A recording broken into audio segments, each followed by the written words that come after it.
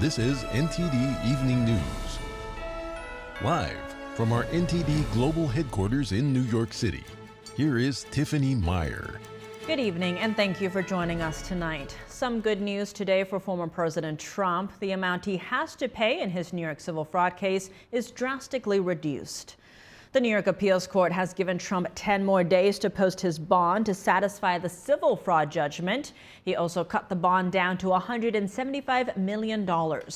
Trump announced last Friday that he had nearly $500 million in cash that he could use to pay the $454 million bond. For now, chances for New York Attorney General Letitia James to seize the former president's property are diminished. Trump responded on Truth Social, saying this shows how ridiculous and outrageous the judge's original decision was. He asserted that he did nothing wrong. Joining me now to discuss this latest development in Trump's civil fraud case is Josh Hammer. He's an attorney and legal scholar, as well as the host of America on Trial. Josh Hammer, thank you so much for joining us. Great to have you back on the show. Always a pleasure. Now, Trump is hailing the ruling after an appeals court granted his stay, reducing his bond to $175 million. That's on the grounds that he'll pay it in 10 days. This also means that his bank accounts and properties are safe for now. Now, Trump gave a speech afterwards, also calling this a sad day for this country. What's your reaction to this ruling and how it will impact Trump? Well, look, it's a sad saga for the country. The whole saga, the whole notion that we had an attorney general of the nation's third largest state, or I guess the fourth largest state, because Florida surpassed New York, but the attorney general of the nation's fourth largest state, who literally campaigned for her statewide office back in 2018 on a Get Trump platform. She was running around all the state, Long Island, the city, upstate New York, saying that he was an illegitimate president, that she was going to get into office and then do whatever legal shenanigans she could to get him. The whole saga is Stalinist. And, you know, I frankly hesitate to say that. This is right out of the Stalinist mantra, the old KGB mantra from Stalin of show me the man and I will find you the crime. That's exactly what is going on here. The idea that a former president and current presidential candidate, the presumptive nominee of one of the major parties, could possibly lose his generational long business, the Trump organization that his father, Fred Trump, started to build so many decades ago, all because some banks maybe didn't make quite as much money as they could have, but no one lost money on this case, Tiffany. It's a victimless crime. That's a very key detail. The whole thing is absolutely appalling. Having said all that, I think today is probably a mild win. It's a mild victory for Donald Trump when it comes to the fraud trial for the very simple reason that this number was reduced from 454 down to 175 as far as the bond payment. The damages have not been reduced yet. Hopefully that gets reduced on a merits panel on appeal in the appellate division. But for now, his assets are safe. He might be able to come up with this number with cash. I mean, we'll see how much cash Trump actually has on hand. He might have enough on hand just to cover this. But for now, it's a good day for him. Not a great day, but a good day. But this whole saga, this whole fraud trial stinks to high heaven, I think. On that note, Trump did put out a statement saying, quote, it shows how ridiculous and outrageous Engoron's original decision was at $450 million. Now, the AG's office has released its own statement saying, quote, Donald Trump is still facing accountability for his staggering fraud, adding the judgment still stands. Now, today, after reporters asked, what his collateral was, Trump said cash. What do you see as the next steps after Trump posts the bond? Well, it's a pretty funny line, right? I mean, like, what is your collateral? I mean, just saying cash. I mean, that's a funny line. I mean, I think a lot of kind of suburban mothers are going to look at that and get a good hearty chuckle out of that one, which, by the way, happens to be very good politics in an election year. Trump definitely has a sense of humor as a politician, frankly, just as a public figure. He's been a public figure since he was in his late 20s, early 30s, and he's always had a sense of humor. So good for him. Look, Tiffany, I think at the end of the day, most people whose minds are not made up when it comes to who they're going to vote for this fall, they're going to look at this particular case. They're going to look at the ballot access case that the Supreme Court resolved 9-0 against the Democrats' lawfare to deny him ballot access. They're going to conclude that, and they're going to conclude correctly, by the way, that the left-wing Democrat media complex, the Democratic lawfare apparatus of Merrick Garland, Jack Smith, all the way down to Tish James and Alvin Bragg, they are going to stop at nothing whatsoever to get this man off the ballot, in jail, fined, business lost. They're going to pull out all this stunt because when you accept the false premise that Donald Trump is a Hitlerian figure, an authoritarian tyrant in the making, then it logically follows that you're going to stop at nothing to prevent him from reassuming office. That's what's going to happen. You're going to start to see your TV networks, the airwaves, be carpet bombed with January 6th coverage. They are going to stop at nothing whatsoever, Tiffany. Thankfully, I continue to believe that the median American is not going to put up with it. Now, there is also the hush money case that's now set for April 15th. What's your read on how that case is going for Trump? So this morning he was in court. He was in the courtroom with Judge Juan Merchan, who's the judge overseeing that particular case. This case had already been delayed. Actually, Tiffany, that case was supposed to start today. March 25th was going to be the original commencement date for jury selection for voir dire. They kicked it back to April 15th just a week and a half ago or so on the grounds that the federal prosecutor's office, the Southern District of New York, had a huge document dump to the local DA's office because the feds had previously investigated the same crime. They decided not to pursue it because it's insane. Anyway, Trump was in court today trying to see whether they could push this thing down the road further. The judge essentially said no. So not a great day for Trump when it comes to the hush money payment case. However, the silver lining for Trump is that this case is utterly ludicrous on its face for approximately 10,000 different reasons. The statute of limitations has expired.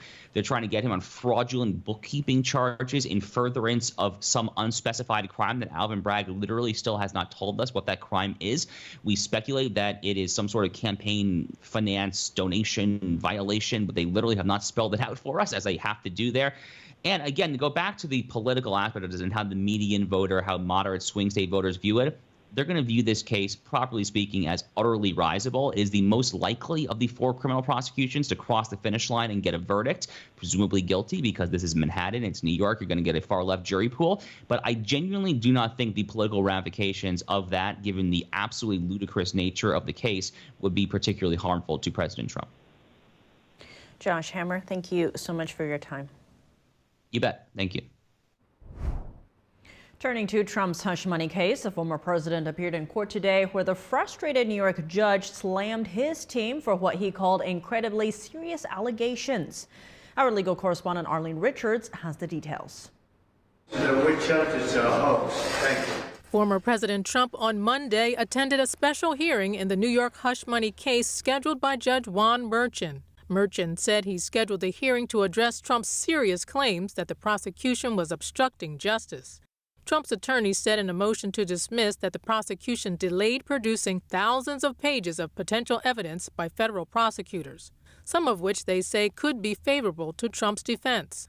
Trump is accused of making a hush money payment to adult film actress Stormy Daniels during the 2016 presidential election to hide an alleged affair. The judge decided the delay in producing documents was not the prosecution's fault, saying, quote, "The Manhattan District Attorney's Office made diligent, good faith efforts to obtain the documents, and that Trump was not harmed by the delay." Merchan said the trial would go forward on April 15th. Trump attorney Todd Blanche responded after the ruling. We're going to continue to do everything that we can to defend President Trump in that courtroom. We certainly feel as if the date that Judge Merchan held today, April 15th, is not a date we should go to trial, and we're going to continue to fight. Trump said this whole case is a disgrace. This is a case that could have been brought 3.5 years ago, and now they're fighting over days because they want to try and do it during the election. This is election interference. That's all it is, election interference. Judge Merchan said there would be no further delays of this trial, but he did accept a motion filed by the defense on Monday to address pre-trial publicity. He gave the prosecution 1 week to respond. Arlene Richards, NTD News.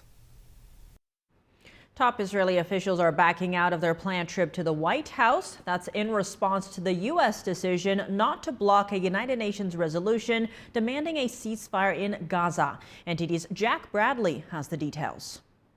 Israeli Prime Minister Benjamin Netanyahu has canceled plans for his senior advisors to visit the White House this week. Now, this comes after the U.S. has chosen not to veto a United Nations Security Council resolution that calls for a ceasefire in the Israel-Hamas war in Gaza and an immediate release to all hostages.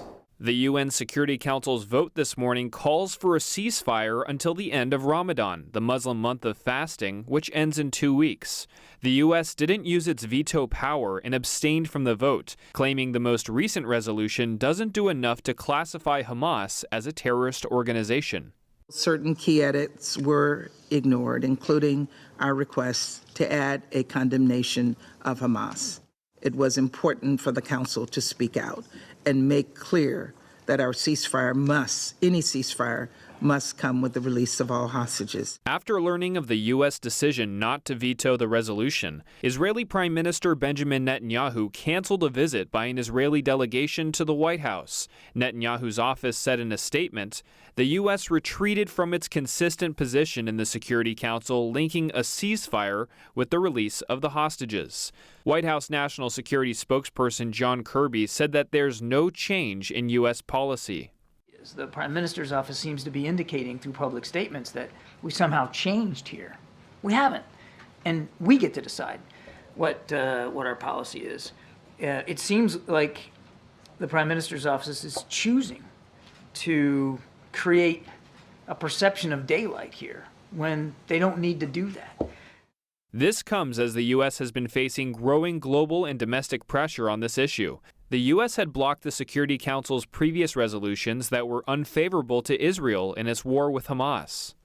Now, according to the United Nations, these Security Council resolutions are legally binding, meaning the order has to be carried out. Now, it's not clear how Israel will react to this order. Reporting from Washington, D.C., Jack Bradley, NTD News. The war in the Gaza Strip continues on, even though Israel and the United States are on different pages about the war's direction. Meanwhile, Israeli forces say the operation is not yet complete at Al-Shifa Hospital. The IDF has been operating there for a week now. NTD's Jason Perry has the latest.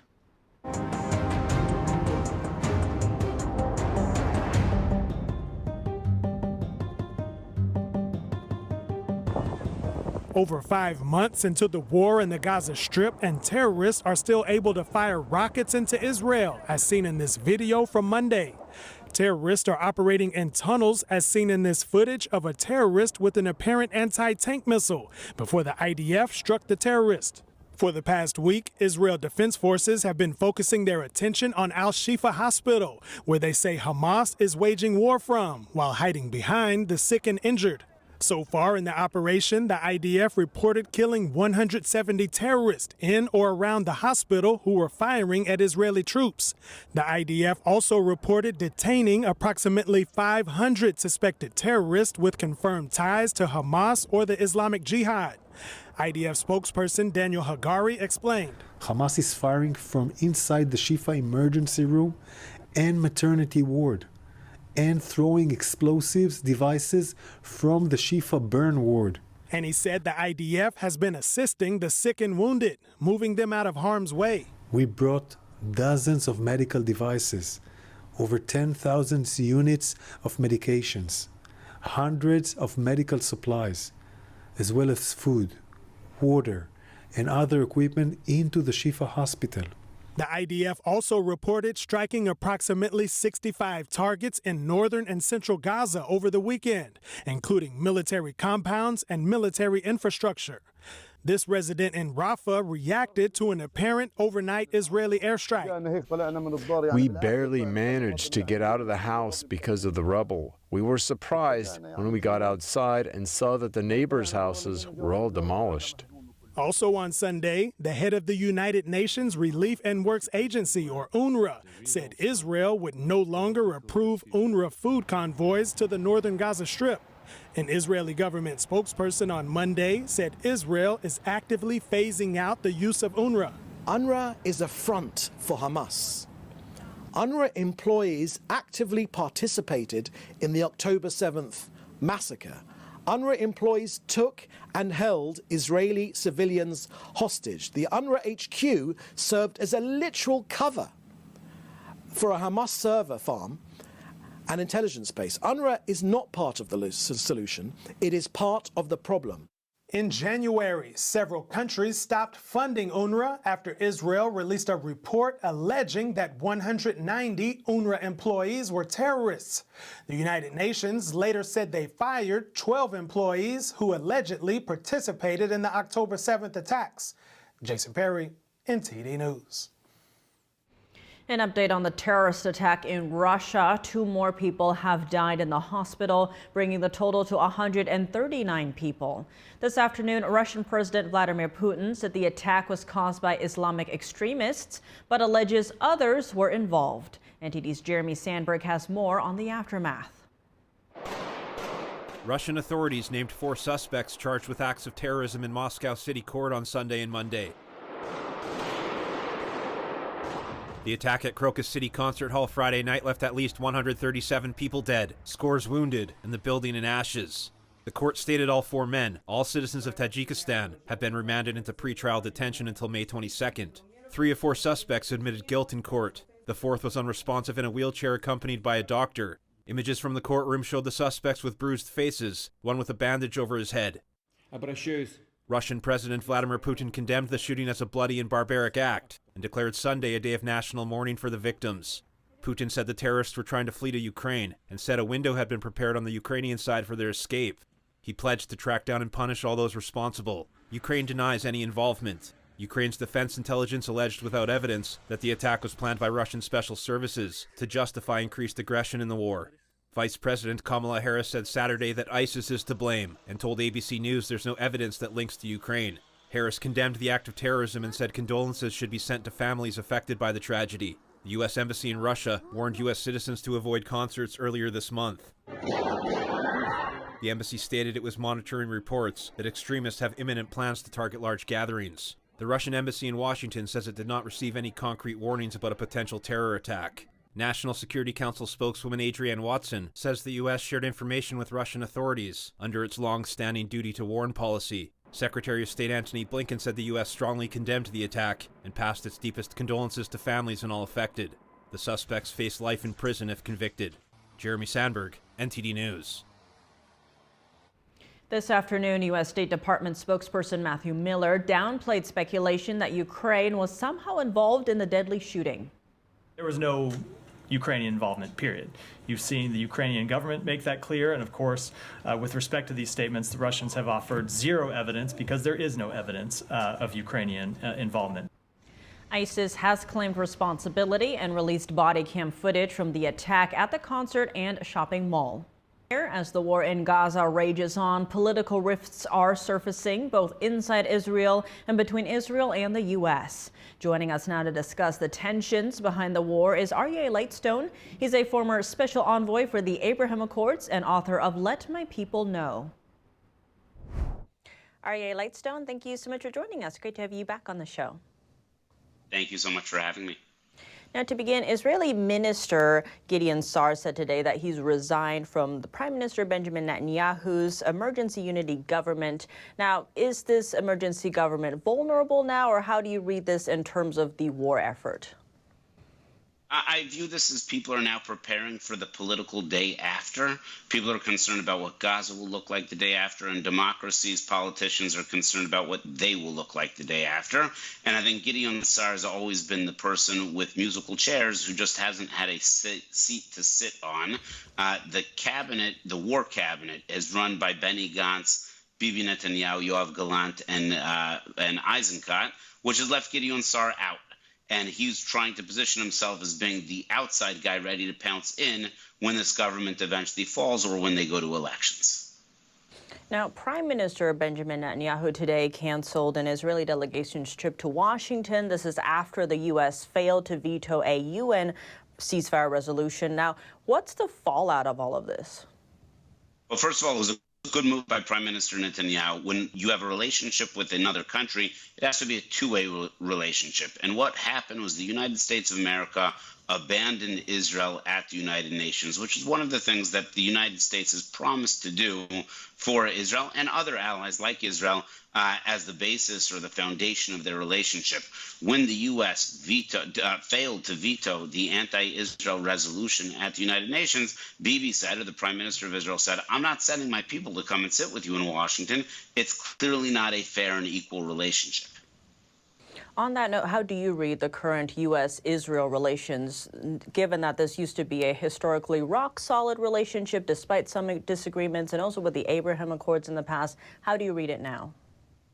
So if you remember back when President Obama was finishing his term in December of 2016, he failed to veto an anti-Israel resolution at the United Nations. Why did he wait till after the elections? Because he felt that had he failed to veto prior, that would hurt the electoral chances of the Democrats. So he waited till afterwards. In his heart, he always wanted to abandon Israel, but electorally he thought that it would weaken him.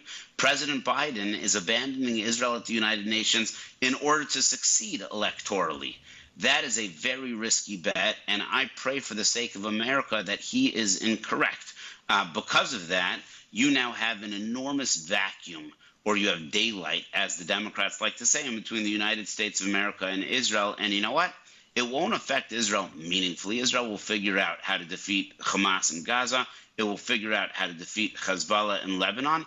But every one of our allies around the world is watching and says if the United States of America will not be there for Israel in such a morally clear contest, they're not going to be there for us. So this weakens the United States of America meaningfully around the world.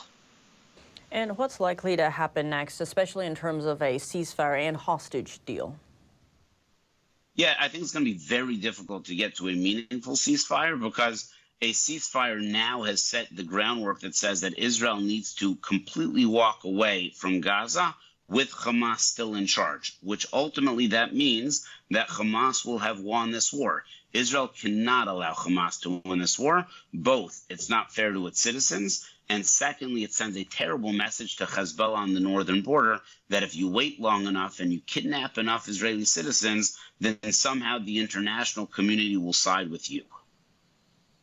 Aryeh Lightstone, thank you so much for your time. Thank you for having me. The U.S. has imposed sanctions related to cyber activities on a Chinese company. The Treasury Department says the sanctioned company in Wuhan, China, was used as a front to conceal Chinese hacking operations. The Treasury website says the U.S. and the U.K. have taken action against those connected to a Chinese hacking group called APT31. Officials say the group is sponsored by the Chinese regime. The group has targeted U.S. government officials, including those at the White House, as well as defense contractors and energy companies. Authorities also designated 2 Chinese nationals for their roles in cyber operations targeting critical infrastructure in the U.S. Financial institutions and others engaging in transactions with these entities may face sanctions or enforcement actions. Mexico is threatening to allow more illegal immigrants to come to the U.S. That's if the U.S. doesn't change its stance on communist Cuba and other countries. Meanwhile, senators in Washington voting against multiple border security amendments over the weekend. NTD's Arian Pastar has an update on the immigration crisis. Mexican President Andrés Manuel López Obrador, better known as AMLO, says he'll allow more illegal immigrants to get to the U.S. That's if the U.S. doesn't meet the following demands: lift sanctions on Venezuela, end the Cuban embargo, which was established over 60 years ago.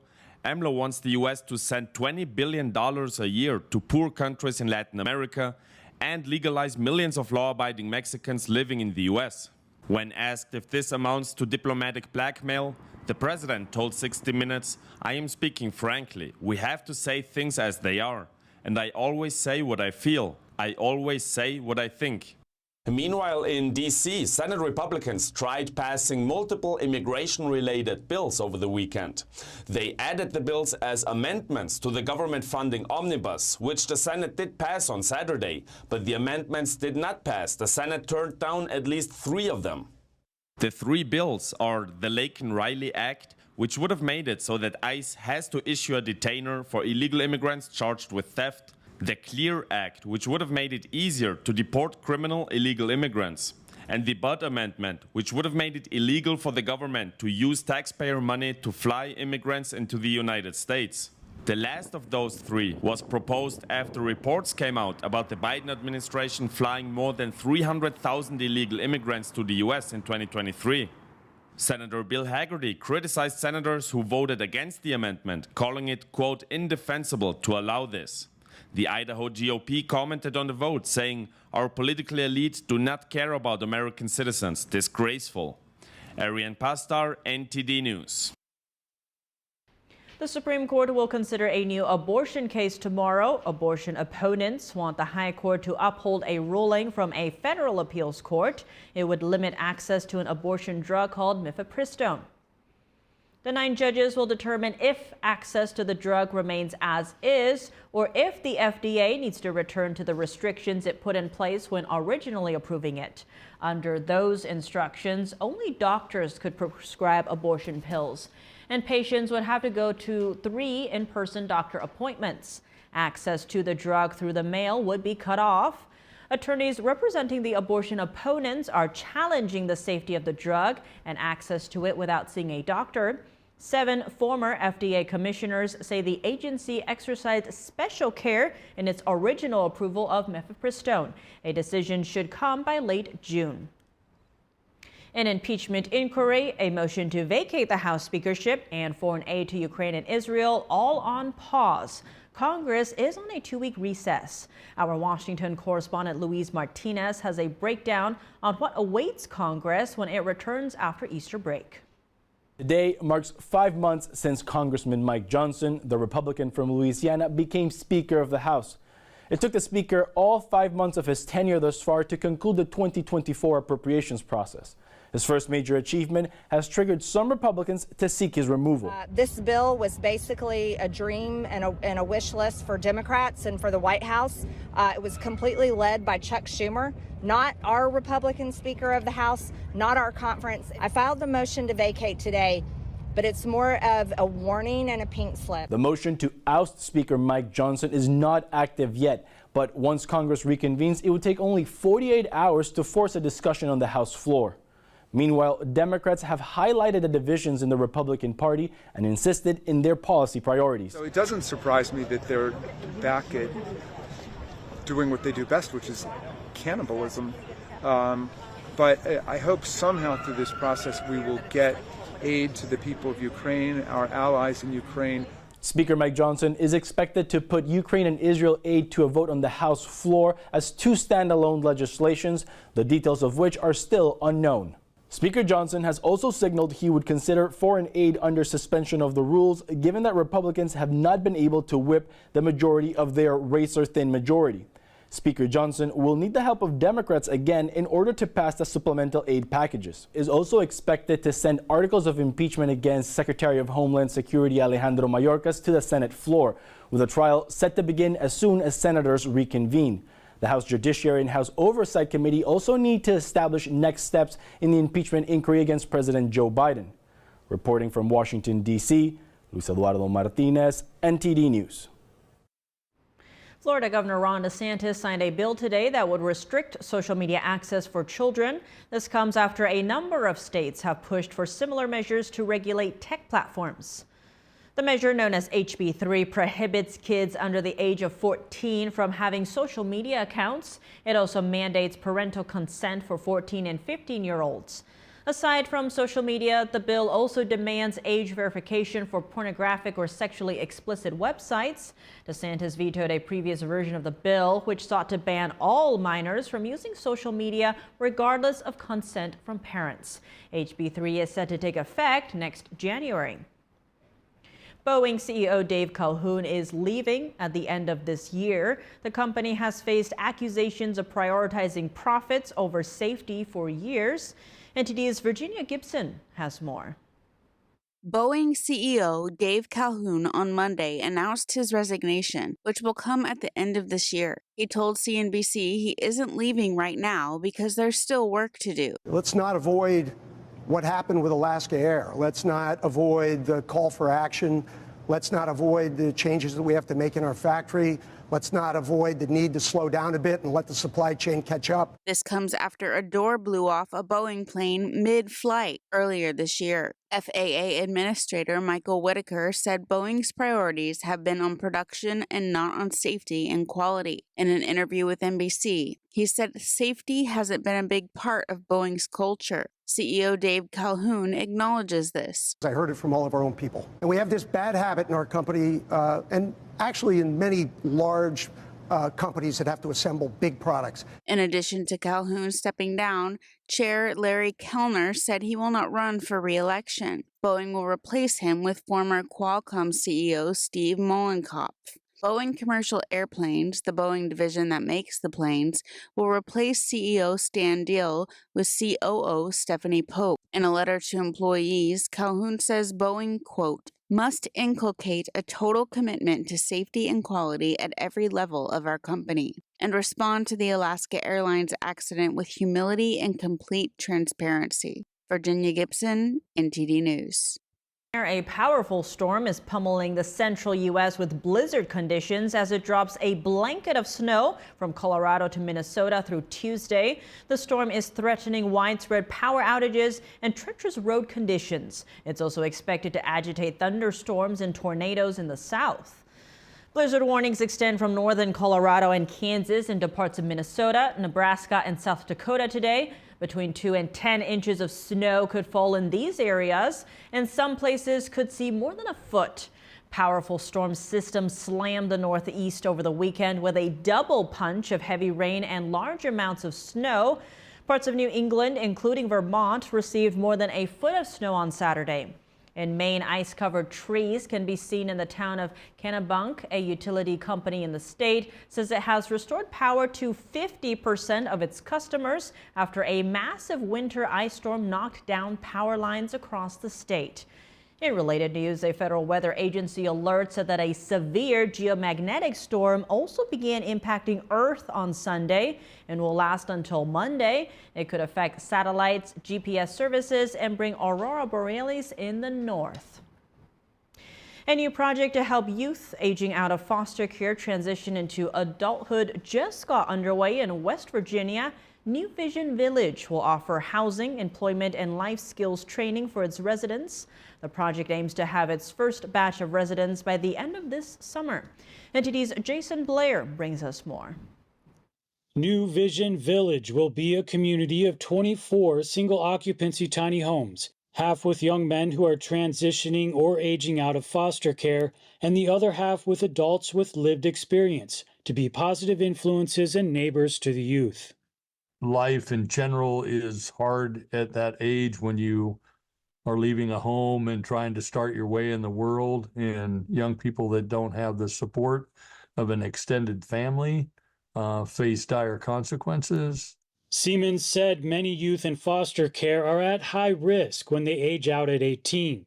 Currently, 40% of the young people are homeless on their 18th birthday.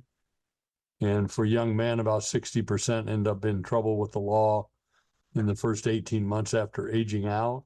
Siemens said the young men will have on-the-job training and help build tiny homes for about 36 to 40 hours a week, as well as have 3 to 4 hours a week of personal life skills development. Many of the young people haven't been trained how to have a bank account. They don't have a driver's license. It's very difficult to get a vehicle if you don't have family insurance to be on.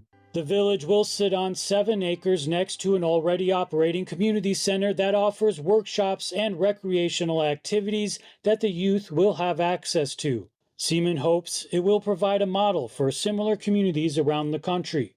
There are some organizations in the country that provide housing for young people at that age and transition.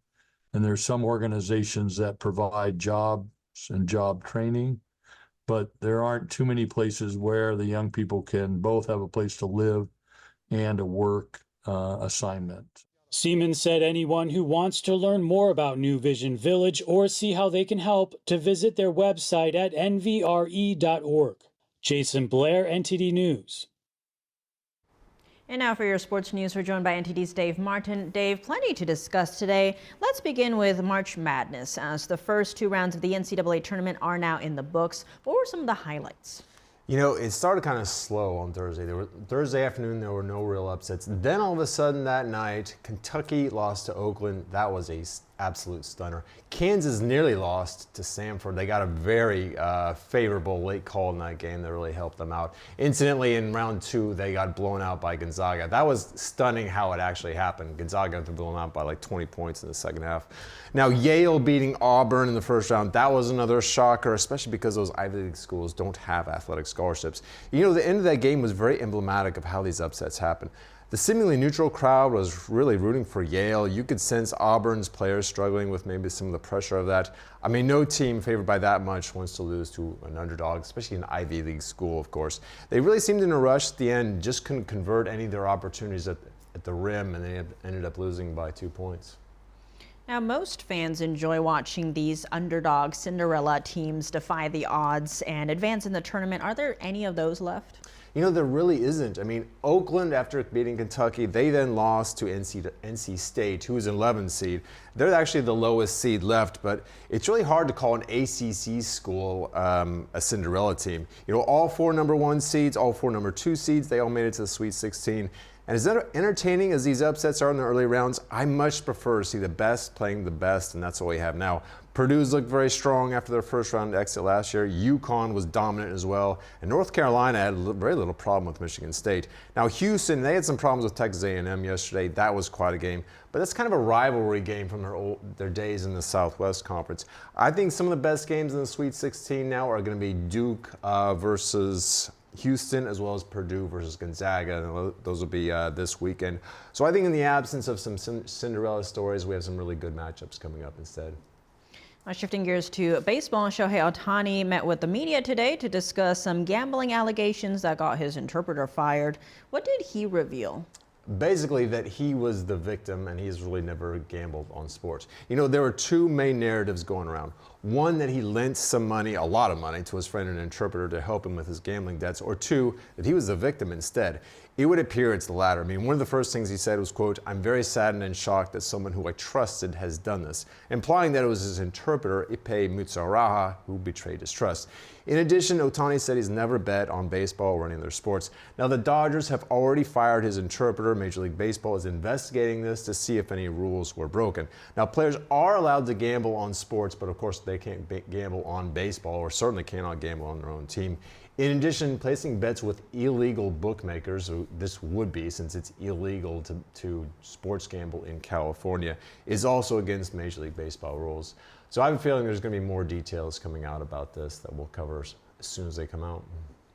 Looking at college football, Colorado coach Deion Sanders said that his star players will decide where they want to go in the NFL draft, specifically saying, quote, "It's going to be an Eli." What was he referring to? He was referring to Eli Manning. Now, Manning was the first overall pick in the 2004 draft by the San Diego Chargers. He never ended up playing for them. That's because his dad, Archie Manning, who was a former NFL quarterback, stepped in and said, "I don't want my son going there." Now, Archie Manning was a great quarterback in his day, but he always played for some really poor teams. He didn't want that same thing happening for Eli. So he used his leverage, and like an hour later after he was drafted, he was traded to San Diego for a package that included Phillip Rivers, among other things. Now, ironically, San Diego actually ended up becoming a good franchise after that. I think that trade actually really helped him out. But what Sanders is basically saying is, yeah, I'm going to step in and help my players leverage. Now, one of his players is his son, Shedeur Sanders, who is an NFL prospect, quarterback, as well as cornerback, wide receiver Travis Hunter. But it is very rare for players to be able to leverage a trade in the NFL draft. But we'll see what Deion has got up his sleeve for next draft. Well, Dave, as always, thanks for joining us. Thank you, Tiff.